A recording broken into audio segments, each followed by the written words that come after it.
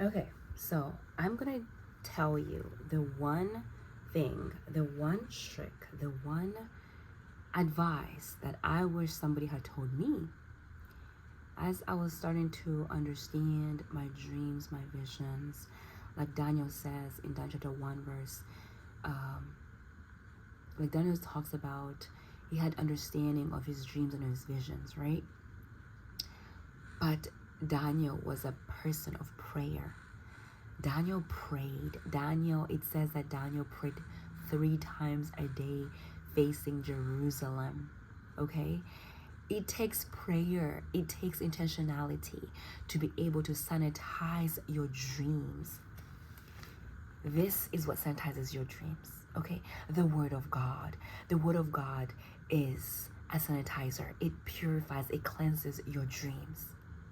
So, it says that Daniel got the books out and learned about the times and how they were no longer needed to be there for 70 years anymore. The time had been up.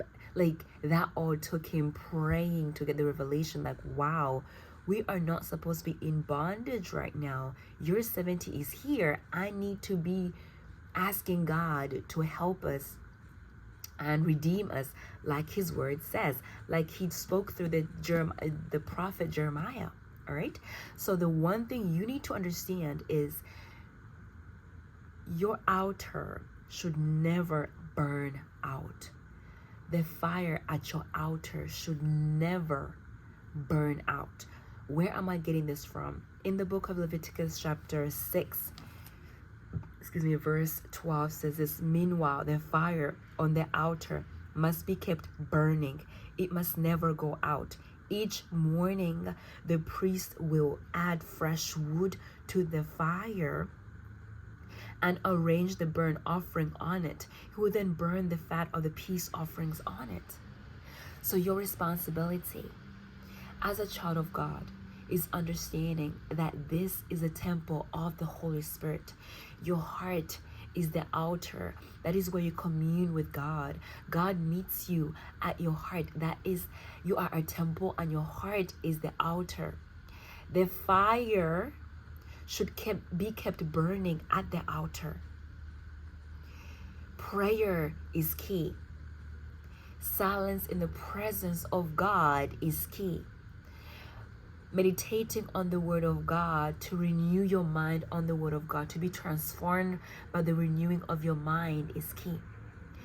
In order for us to get rid of, oh, that's my tradition, oh, that's just my culture, oh, that's just the way we do it in my family. In order for us to get rid of these demonic strongholds of traditions of culture that are holding us back from true kingdom mindsets, true freedom, we need the fire at the altar to never ever burn out. Now, you are not doing this on your own. You are doing this with the help of the Holy Spirit.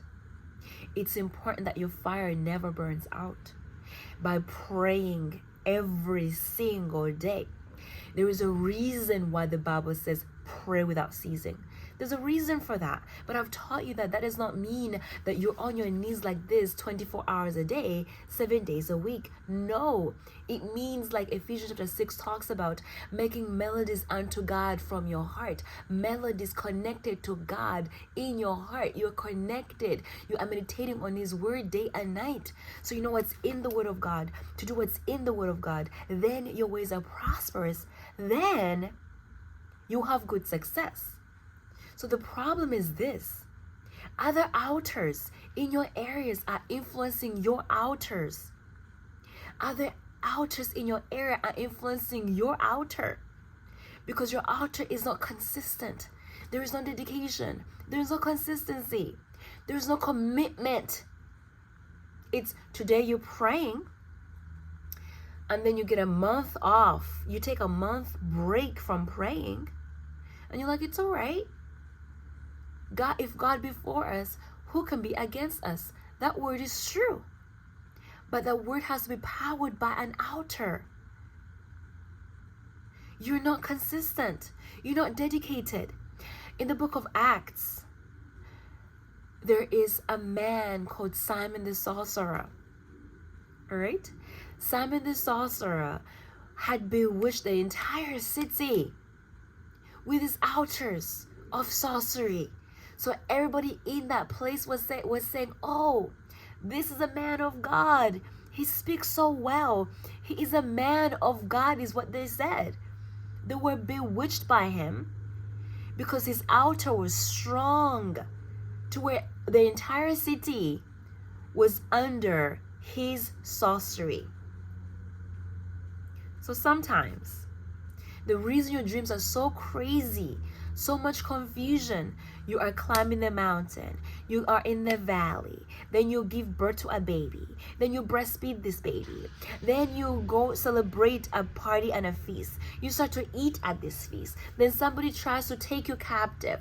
There's so much confusion in these dreams, there's so much happening because there is no fire at your altar. So the ruling people the people in your area who have a strong altar are influencing your altar. You are getting false fires at your altar.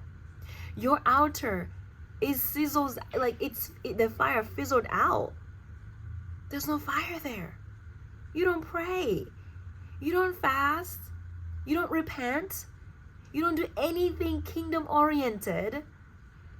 Yet you're stuck on once saved, always saved, and every other altar, demonic altars, are influencing your altar, which is supposed to be the superior altar. Y'all, Jesus Christ died on the cross, and the altar, the strongest altar ever, is the cross. There's blood that was shed on the altar at the cross. So you can stand on the finished work of Jesus Christ, use his blood to sanctify you, to purify you, to purge your dreams, if you are willing and are consistent. Do you have dedication? Are you consistent? Let me give you another example. There's another man in the book of Acts.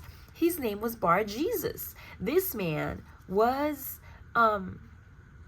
he doesn't really tell you what he was doing, but he had bewitched the proconsul to move him away from receiving the truth. So the proconsul wanted to hear the gospel, the good news, but he was limited by the witch called Bar Jesus, Elymas. And so he was not receiving the truth. So the enemy can pull you away from receiving the truth by having people around you that are witches. And if you're not consistent, you are not able to discern who is what, who is who. Because Holy Spirit will tell you, he will help you, he will partner with you and work with you if you are consistent, if you are interested. Okay? You have to be dedicated to this walk. You have to be consistent with this walk. You cannot say, I read my Bible 5 years ago, and today I just know we are saved by grace and not.